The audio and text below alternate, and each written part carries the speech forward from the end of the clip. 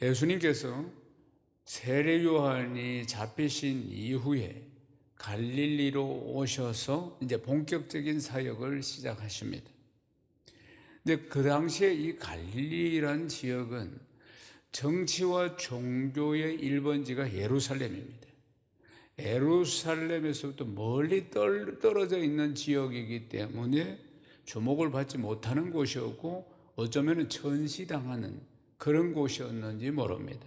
그런데 예수님께서는 예루살렘에서 사역을 하시는 게 아니고 천시받고 있는 좀 이렇게 소외당한 이 갈릴리 땅에서부터 예수님이 사역을 시작하셨다는 것입니다. 이 말씀부터 선포하십니다. 마가복음 1장 15절을 읽겠습니다. 이르시되 때가 차고 하나님 나라가 가까이 왔으니 회개하고 복음을 믿어라 하시더라. 이 말씀을 선포합니다. 때가 찼다. 이제 때가 찼다. 그리고 하나님 나라가 가까이 왔다. 그러니까 회개하고 복음을 믿어라. 주님이 이렇게 선포하시는 것입니다. 그러니까 때가 찼다. 구약에 메시아가 오실 것이다. 그리스도가 우리의 구원자가 오실 것이라는 말씀에 때가 차서 내가 왔다. 이 말씀입니다. 때가 차서 지금 내가 왔다. 그래서 그리고는 하나님 나라가 가까이 왔다. 그러니까 회개하고 복음을 믿어라. 이 말씀을 선포하는 것입니다. 하나님 나라가 가까이 왔다. 회개하고 복음을 믿어야 한다. 회개하고 예수 그리스도를 믿어야 한다. 아멘이십니까? 때가 차서 내가 왔다. 그리고 이제부터 다시 회개하고 하나님 나라가 가까이 왔으니까 복음을 믿어야 한다. 예수 그리스도를 믿어야 한다. 그분이 왕 되시고 주인 되시고 그리스도 되심을 믿어야 한다. 그렇게 선포하시면서 이 사역을 시작하셨다는 것입니다. 회개하고라는 말을 주목해야 하는 것입니다. 회개한다는 것은 완전히 돌이키는 것을 말씀하는 것입니다. 회개한다는 것은 그러니까 어디로부터 돌이킵니까? 세상으로부터, 다시 말씀드리면 죄로부터 내 생각과 내 삶의 방향을 완전히 돌이키는 것을 회개라는 것입니다. 그들은 지금 전부 세상을 향하고 있습니다. 육신의 정욕과 안목의 정욕과 이 세상의 자랑을 향해서 나아가고 있는 모든 생각과 모든 삶을 다시 돌이켜서 다시 하나님께로 돌아와야 한다. 말씀으로 돌아와야 한다. 회개하고 복음을 믿어라. 회개하고 예수를 믿어라. 말씀하고 있다는 것입니다. 사랑하는 여러분, 회개는 어떻게 하는 것인가? 예수 믿을 때 한 번 하는 것인가? 아닙니다. 사랑하는 여러분, 오늘도 여러 차례 아니면 하루를 보내면서 여러 차례 거울을 보듯이 내 모습을 보듯이 순간순간마다 내 모습을 말씀을 통해서 바라봐야 한다는 사실 아니겠습니까? 우리는 죄인이고 우리의 생각과 우리의 삶은 늘 죄에 찌들어 있거나 죄의 세력에 사로잡혀 있으니까 나도 모르게 그쪽을 향해 가고 있다는 것을 기억해야 합니다. 우리가 얼마나 연약한 인간이라는 것은 스스로가 너무나 잘 알고 있습니다.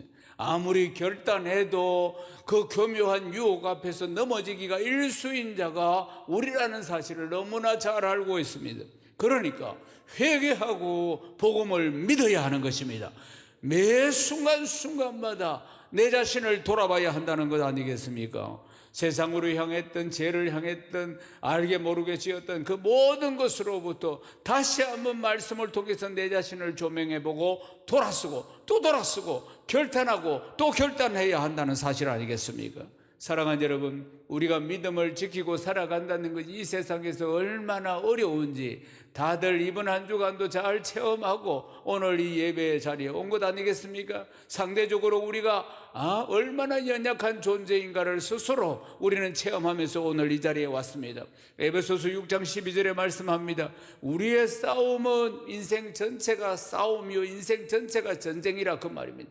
사업을 하든지 신앙생활을 하든지 믿음생활을 하든지 가정생활을 하든지 자녀를 양육하든지 직장을 다니든지 공부를 하든지 모두 다 영적 싸움이라 합니다.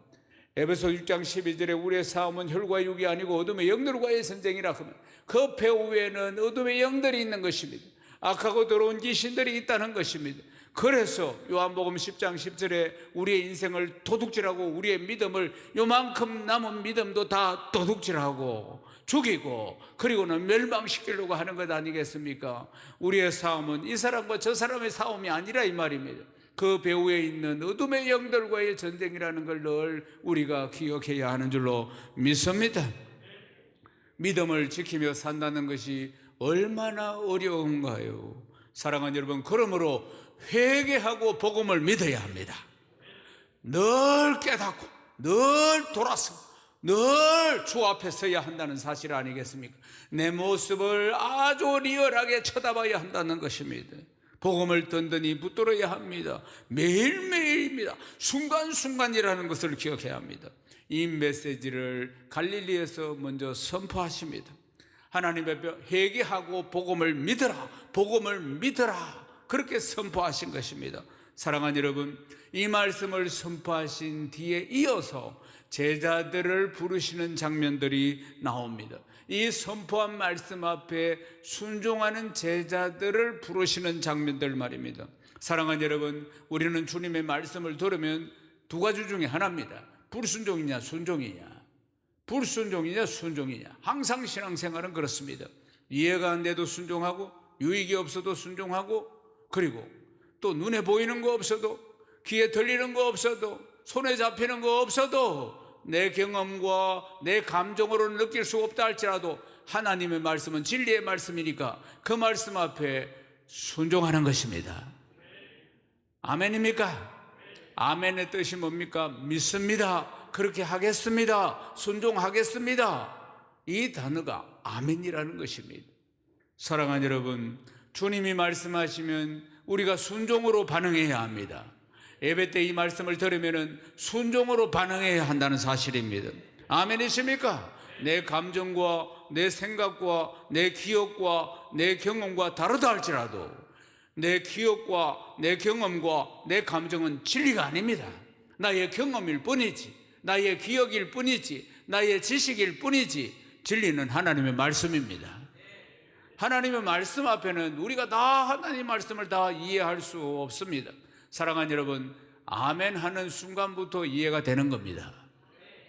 복음을 전하다 보면은 복음이 이해가 안 되기 때문에 하나님께서 인간의 몸으로 이 세상에 오셨다는 게 이해가 안 되고, 예수님이 내 죄를 다 담당해 주셨다는 것도 이해가 안 되고, 그래서 나는 예수를 잘 못 믿겠습니다. 받아들일 수가 없습니다. 사랑하는 여러분, 이해가 되고 나서 예수를 믿는 게 아닙니다.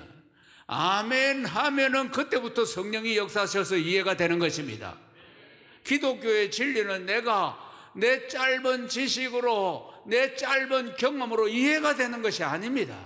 이 영적인 세계는 내 지식으로 인간이, 연약한 인생이 이해가 되는 것이 아닙니다. 믿습니다. 아멘입니다. 할 때 성령이 역사하셔서 알게 해주시고 깨닫게 해주시고 믿게 만들어 주시는 것입니다. 할렐루야. 사랑하는 여러분, 그러므로 언제나 우리는 하나님의 말씀 앞에서 아멘으로 결단하고 회개하고 복음을 믿어야 하는 것입니다. 회개하고 돌아서야 한다는 사실입니다. 주께서 천국 복음을 전파하시면서 회개하고 복음을 믿어라 말씀을 하시고, 그리고 이어서 제자들을 콜링하는 장면이 보입니다. 어디에서요? 갈릴리 바다라고 했습니다. 갈릴리 바다 주변을 거니시면서 사역을 하시면서 제자들을 부르시는 장면이 나옵니다. 갈릴리 바다라 이렇게 성경이 기록하고 있는데, 엄밀히 말하면 호수입니다. 길이가 한 20km, 폭이 한 10km, 깊이는 한 50m 되는 큰 호수입니다. 하도 크다 보니까 이제 이 바다라 이렇게 부르기도 합니다. 그런데 해수면보다 240m가 낮습니다. 그러니까 해수면보다 240m가 꺼진 곳이라 그 말이죠, 말하자면은. 그런데 그곳에는 한 200여 종의 물고기들이 살고 있습니다. 그래서 갈릴리 바다 주변에 어부들이 많이 살고 있는 것입니다. 고기를 잡아서 생활하고 있겠죠. 그런데 예수님께서 첫 사역을 갈릴리 해변에 돌면서 지금 사역을 하시는 장면들, 첫 번째 제자를 부르시는 장면이 나옵니다. 마가복음 1장 16절에서 17절을 읽겠습니다. 갈릴리 해변으로 지나가시다가 시몬과 그 형제 안드레가 바다에 그물 던지는 것을 보시니 그들은 어부라. 예수께서 이르시되 나를 따라오라. 내가 너희로 사람 낚는 어부가 되게 하리라 하시니. 아멘. 제일 먼저 바다에서 그물을 던지고 있는 시몬과 그 형제 안드레를 부르시는 장면이 보입니다. 시몬이 누구냐? 베드로입니다. 시몬과 안드레를 주님이 부르시는데 어떻게 부르시느냐? 이제 너희들을 사람 낚는 어부가 되게 하리라, 이렇게 부르시는 것입니다. 지금까지는 그들은 그물로 뭘 잡았습니까? 물고기를 잡았습니다. 그들의 직업이 어부예요. 태어날 때부터 어부였고 그 부모들도 어부였고, 그러니까 대대로 갈릴리 바다 옆에 살면서 어부였던 그들입니다. 그러니까 그들은 고기를 잡는 맛을 아는 것입니다. 사랑하는 여러분, 낚시 좋아하는 분들이 있지요. 낚시 좋아하는 분들은 이제 막 낚시를 가는 날은 막 이만한 걸 잡을 것이라고 설레이는 마음으로 갑니다. 그럼 보면은 뭐 낚시를 가서 그 고기가 잡혔을 때 그 낚싯대를 잡고 있을 때 그 스릴이 그저 막 그만 얼마나 이 손맛이 좋은지 이루 다 말로 다 표현할 수가 없다고 낚시하는 분들은 그런 이야기, 고기가 물었을 때 말하자면은. 그런데 낚시 좋아하는 분들이 계산을 해보면은 그 고기값보다 낚시하러 가는 비용이 훨씬 더 많이 듭니다. 그런데 그 고기를 잡을 때 그 쾌감 때문에 생물 살아있는 것이 파다닥 거리면서 올라올 때 그 쾌감 때문에 낚시를 가는 겁니다. 낚시를. 사람 낚는 어부가 되게 하리라. 주님이 말씀하신 것은 뭐냐? 그들이 고기를 잡는 맛을 안다, 이 말입니다. 직업이 어부이니까 사람 낚는 어부가 되게 하리라. 그러니까 그들이 다 내려놓고 사람을 낚는 어부가 되게 하리라. 무슨 뜻입니까? 마태복음 28장 18절에서 20절에 있는 말씀처럼 너희는 가서 모든 민족으로 제자를 삼고 아버지와 아들과 성령의 이름으로 세례를 주고 내가 분부한 모든 것을 가르쳐 지키게 하라. 볼지어다 내가 영원토록 너희와 함께 하리라. 제자 삼는 비전, 사람을 살리고 일꾼을 세우는 제자 삼는 비전을 주신 것입니다. 그러니까 이제 고기가 아니고 사람을 구원하고 세우는 일을 맡겠구나, 기대와 설레이는 마음으로 주님을 따랐다는 거 아니겠습니까? 사랑하는 여러분, 그럴 때 그들은 그물을 다 버리고 따라오는 것 아닙니까? 그물이 재산입니다. 그물이 생계의 수단입니다. 그런데 그걸 다 내려놓고 적시에 순종하고 따라가는 모습을 보십시오. 사랑하는 여러분, 조금 가시다가 또 주님이 그러니까 세베대의 아들 야고보와 요한을 또 부르시는 장면이 나옵니다. 그들은 배에서 그물을 정리하고 있었는데 그때 세베대의 아들 야고보와 요한이 두 형제를 주님이 부르십니다. 그때 그 배에는 누가 있었느냐? 세베대, 그러니까 그 아버지가 그 배에 있었고 같이 작업을 했기 때문에, 그리고 품꾼들이 있었고, 품꾼들, 근데 그물을 던지는데 많은 사람들이 필요하니까 낚시를 하는데 고기 잡는데 품꾼들이 있었고, 세베대의 아버지가 있었고, 그리고 두 아들이 있었고, 품꾼들이 있었는데 주님이 그 중에서 바로 세베대의 아들 야고보와 요한을 사람 낚는 어부가 되게 하리라 딱 부르시니까 이들이 그냥 다 두고 주님을 따라왔다는 사실입니다. 사랑하는 여러분, 그게 쉬운 일이겠습니까? 지금 아버지가 있습니다. 한 배에서 같이 작업을 해왔다, 그 말입니다.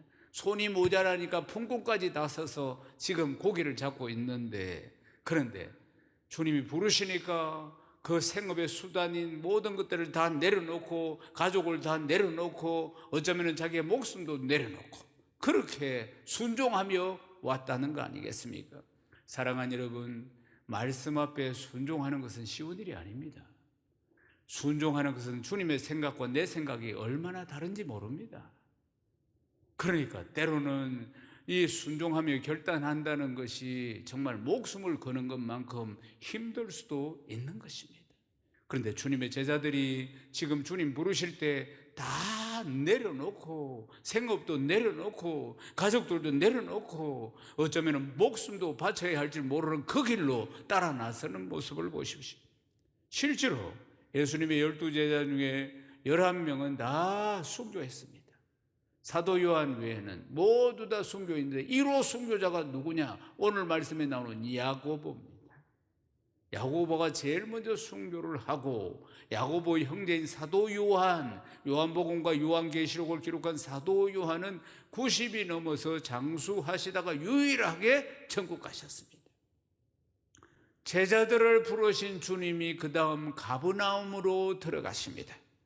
가버나움은 갈릴리 바다 북쪽 끝에 있는 도시입니다. 작은 어촌입니다. 도시라기보다는. 그러니까 여기는 어부인 시몬 베드로, 그리고 그 형제 안드레, 그리고 야고보와 그 형제 요한, 그들이 다 이곳에 살고 있었습니다. 이제 성지순례를 내려가서 가버나움을 꼭 가보는데, 가버나움에 가면은 팻말이 이렇게 붙어 있습니다. The town of Jesus. 예수님의 마을이다. 그렇게 붙어 있습니다. 그 안에 들어가면은 베드로가 살았던 집이 있고요. 예수님이 기거하시던 곳도 있고요. 그리고 회당도 있고, 늘 회당에서 예수님이 말씀을 전하셨기 때문에 예수님이 사역하셨던, 그리고 사셨던 여러 가지 제자들의 흔적들이 그 마을에 제일 많이 남아 있다는 것입니다. 그런데 예수님이 회당에 들어가서 좀 말씀을 전하시는데 세상 사람들이 깜짝 놀랍니다. 왜 놀랐느냐? 그동안 회당에서는 누가 말씀을 전했느냐? 바리새인과 서기관들이 전했는데 그들이 전한 말씀과는 완전히 달랐기 때문에 그렇습니다. 완전히. 마가복음 1장 22절을 읽겠습니다. 무사람이 그 교훈에 놀라니 이는 그가 가르치시는 것이 권위 있는 자와 같고 서기관들과 같지 아니함이러라. 예수님이 말씀을 전하시는데 서기관들이나 바리새인들과 같지 않다 그 말. 그들은 자기 자랑을 하고 아주 형식적이고 아주 율법적이고 자기 권위를 자랑하고 이런 것들, 이런 말씀들을 전했는데, 그리고 잘못된 유전들을 전하고 뭐 이런 이야기들. 그런데 주님은 진리 그 자체 아닙니까? 진리 그 자체, 주님이 진리시에요. 나는 길이요 진리요 생명이니. 주님이 진리이십니다. 주님이 생명이십니다. 주님이 길이십니다. 그러니까 바로 진리이신 그분이 진리의 말씀을 전하니까 이 말씀은 미앙금이 되어서, 하나님 말씀은 살아있고 그리고 좌우의 날성금이 되어서 심령의 골수를 쪼개고도 남는다 이 말입니다. 그러니까 그 말씀은 그들이 처음 들어보는 말씀이지, 복음이라면 처음 들어보는 메시지. 사랑하는 여러분, 주님이 선포하신 말씀이 바로 복음입니다. 회개하고 복음을 믿어라, 그렇게 선포하셨다는 사실 아니겠습니까? 그때 귀신 들린 사람이 있었는데 그 자리에 그때 더러운 귀신 들린 사람이 소리를 지르기 시작합니다. 발작을 한다 그 말이. 아래에 있는 귀신이. 마가복음 1장 24절을 읽겠습니다. 나사렛 예수여, 우리가 당신과 무슨 상관이 있나이까? 우리를 매라고 왔나이까? 나는 당신이 누구인 줄 아노니 하나님의 거룩한 자니이다. 이 영물은 알고 있었던 것입니다. 이 안에 들어있는 이 귀신은 이게 이런 걸 발작이라고 하는 것이, 발작. 이게 보고 소리를 지르는 것입니다. 막 주님을 알아보고 소리를 지르는 것입니다. 더러운 귀신이 주님이 어떤 분인지 세상 사람들은 지금 알지 못하고 있는데 이 악한 영은, 그러니까 영적인 존재니까 알아봤다 이 말입니다. 그러니까 예수님이 꾸짖어서 잠잠하라, 그 사람에게서 나오라 말씀하시니까, 그러니까 주님의 이 권위 앞에서 불벌 떨면서 경련을 일으키고 귀신이 떠나갔다는 사실입니다. 이 사실 앞에서 사람들이 다 놀랍니다. 아니 그가 누구이기에 귀신도 꼼짝하지 못하고 떠나가는가, 이런 장면을 처음 봤기 때문에 마가복음 1장 27절을 읽겠습니다. 다 놀라 서로 물어 이르되 이는 어찌미뇨 권위 있는 새 교훈이로다. 더러운 귀신들에게 명한 적 순종하는도다 하더라. 이 사실 앞에서 그들이 충격을 받습니다. 주님의 권위 앞에서 충격을 받는 모습을 볼 수가 있습니다. 사랑하는 여러분, 제약된 우리 인생들은 주님의 말씀 앞에 순종하기가 쉽지 않습니다. 우리의 본성은 제약된 본성을 가지고 있습니다. 그러니까 우리는 본성 자체가 죄를 쫓아가게 되어 있습니다. 본성 자체가 죄의 포로가 되어서 살아가는 것입니다. 그러니까 우리는 본성대로 가만히 놔두면 죄를 짓습니다. 늘 아주 안 좋은 생각들, 부정적인 생각들, 말들 하면서 세상의 유혹들, 육신의 정욕과 안목의 정욕과 이 세상의 자랑을 쫓아가도록 본능이 그렇게 되어 있다는 사실입니다. 우리가 계획을 세울 때 오전에는 죄를 3개 짓고 정신 먹고 나서는 2개 짓고 오후에는 책을 좀 더 읽어가 더 전문적으로 죄를 더 짓고 그래서 하루에 10개씩 지으리라 이런 생각하는 사람이 있습니까? 없습니다. 거의 모든 사람들은 정상인 사람은 죄를 안 짓고 좀 좋게 살고 싶다, 잘 살고 싶다, 죄 안 짓고 살고 싶다 이런 생각을 하지 누가 오전에는 3개 짓고 2개 짓고 그 다음 3개 짓고 이렇게 계획을 세우는 사람이 어디 있겠습니까? 다들 어떻게 하면 나쁜 습관을 끊고 다시 좀 좋은 삶을 살아갈 수 있을까 이런 생각을 하고 있는데도 불구하고 그러나 그게 마음대로 안 됩니다. 죄의 본성이 그렇게 마음대로 되게 하지 않는다 그 말입니다. 왜 그럴까요? 왜 우리는 습관적인 죄를 끊지 못할 거예요? 죄도 낙이 있기 때문입니다. 죄도 쾌락이 있기 때문에 그렇습니다. 죄 짓는 쾌락이 있다는 사실입니다. 그것이 고통스럽고 야든 죄를 지었다면 완전히 죄를 지을 때마다 전지 20주로 두드려 맞고 이런다면 누가 지겠습니까? 결코 그렇지 않습니다. 죄도 낙이 있다 그 말입니다. 죄도 쾌락이 있다는 것입니다. 그러니까 그쪽으로 쫓아가게 되어 있다는 것입니다. 사랑하는 여러분, 우리는 내 느낀 대로 내 생각대로 살면 전부 죄의 포로 되어서 이쪽으로 간다는 걸 기억해야 합니다. 그러므로 우리는 결단해야 합니다. 그러므로 우리는 하나님 말씀 앞에 단숨에 순종이 안 됩니다. 그러므로 순종하는 훈련을 해야 하는 것입니다. 세계비전 제자대학에 와서 양육반부터 제자학교, 제자대학 이렇게 양육을 받는 것은 원래 우리는 에베소서 2장 1절 2절에 있는 말씀처럼 불순종의 아들들입니다. 그런데 우리가 하나님 말씀 앞에 순종이 안 됩니다. 들어도 원래 악한 습관으로 불순종하게 돼 있어요. 그것을 순종하는 훈련, 작은 것에서부터 순종해 나가는 훈련이 우리에게 필요한 것입니다. 크게 아멘 하십시오. 들었다고 순종이 되지 않는다 그 말입니다. 원래 불순종으로 충만하기 때문에 그렇습니다. 사랑하는 여러분, 우리가 선포된 말씀 앞에서 오늘 주일마다 들려오는 말씀 앞에서 믿음은 들음에서 나는 것인데 우리는 어떤 반응을 보여야 합니까? 반응이라는 단어가 중요한 것입니다. 하나님이 이 종을 통해서 말씀을 선포하게 하시면서 어떤 반응을 기대하겠습니까? 순종을 원하시는 줄로 믿습니다. 아멘이십니까? 이해가 되지 않는다 할지라도 내 짧은 생각에 유익이 되지 않는다 할지라도 하나님 말씀 앞에서 하나님은 언제나 좋으신 하나님이시고 나에게 더 좋은 것을 주시기를 원하신다는 것을 기억해야 합니다. 내 인생 내가 계획하고 있는 것은 구멍가게, 하나님이 내 인생을 계획하고 있는 것은 메가마트. 항상 기억해야 합니다. 항상. 사랑하는 여러분, 그래서 제자들은 다 버리고 결단하고 주님을 따랐습니다. 그 생계의 수단인 그 모든 것들, 거물도 버리고 배도 버리고 가족들도 버리고 심지어는 생명까지 드리면서 주님을 따랐던 것 아니겠습니까? 사랑하는 여러분, 오늘도 이 강단에서 복음이 선포됩니다. 하나님의 말씀입니다. 회개하고 복음을 믿으라고 말씀하고 있는 것입니다. 오늘도 이 말씀 앞에 결단하고 믿고 따라야 할 줄로 믿습니다. 이해가 되지 않는다, 유익이 없다 할지라도 내가 계산을 해볼 때 하나님의 말씀이 선포되면은 그 말씀 앞에서 내 모습을 돌아보고 회개하고 세상으로 가 있는 내 마음, 세상으로 가 있는 내 생각, 세상으로 가 있는 내 삶의 패턴을 다시 돌이켜서 주님 앞에 서서 말씀 앞에 서서 복음을 믿고 승리하는 귀한 성도 다 되시기를 주님의 이름으로 축원합니다.